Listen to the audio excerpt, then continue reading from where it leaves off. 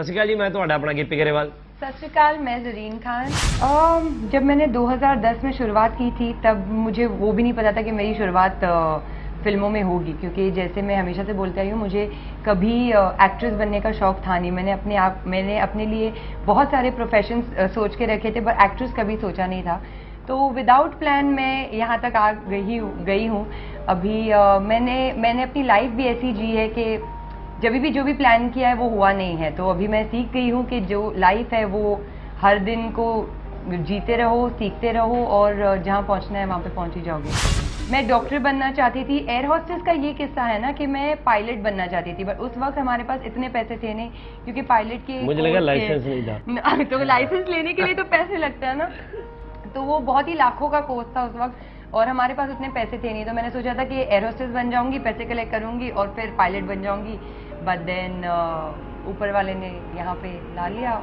Actress actress बनने का तो कुछ प्लान कभी था नहीं। मैं एक बार एक शूट पे थी जो सलमान की थी, और मैं सलमान की हमेशा से बहुत बड़ी फ़ैन रही हूँ। तो वहाँ पे भी मैं एक फ़ैन के जैसे घूम रही थी और सलमान से बात करने का मौका ढूंढ रही थी, और उनके सलमान के इर्द गिर्द बहुत सारे लोग रहते हैं हमेशा। तो जब मैं उनसे बात करने की चाह रही थी तो उनके आस पास जो थे उन्होंने मुझे बोला कि नहीं बात तो नहीं कर सकते। तो मैं आगे गई और वो बिज़ी थे, और तो मैंने से उनको सलाम करके मैं अपना निकल रही थी, बट उन्होंने मुझे जवाब दिया। तो मेरे लिए वही बहुत बड़ी बात थी उस वक्त कि ओ सलमान खान ने मेरे सलाम का जवाब दिया है। फिर वही शख्स जो मुझे मना कर रहे थे उनसे बात करने के लिए, वो मेरे पास आया और बोले कि भाई इज कॉलिंग यू, आपसे बात करना चाहते हैं, आप आओ बात करो। अरे नहीं मेरा तो हो गया, मुझे सिर्फ सलाम करना था, मुझे इतनी बात करनी थी।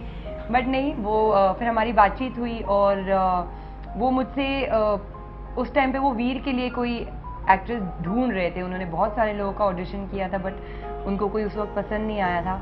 एंड डेस्टिनी जैसे बोलते हैं ना, किस्मत, तो मेरी किस्मत में था, मुझे मिल गया।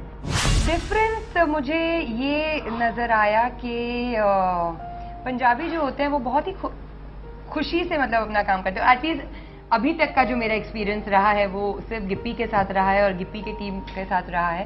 तो जो उनका माहौल है काम करने का वो काफ़ी लाइट हार्टेड, और मज़ा आता है। ऐसे लगता नहीं कि आप काम पे जा रहे हो। पिक्चर कब खत्म हो जाती है पता नहीं चलता है। जैसे मैं पहले भी बोल रही थी, लास्ट डे जब हमारा डाका का था, मैं और मेरी मैनेजर और मेरी जो टीम थी भी एक्चुअली क्राइड के रोना आ रहा था कि अरे अभी कल से हमको यहाँ नहीं है। तो या इट्स अ ग्रेट एक्सपीरियंस। कभी भी नहीं क्योंकि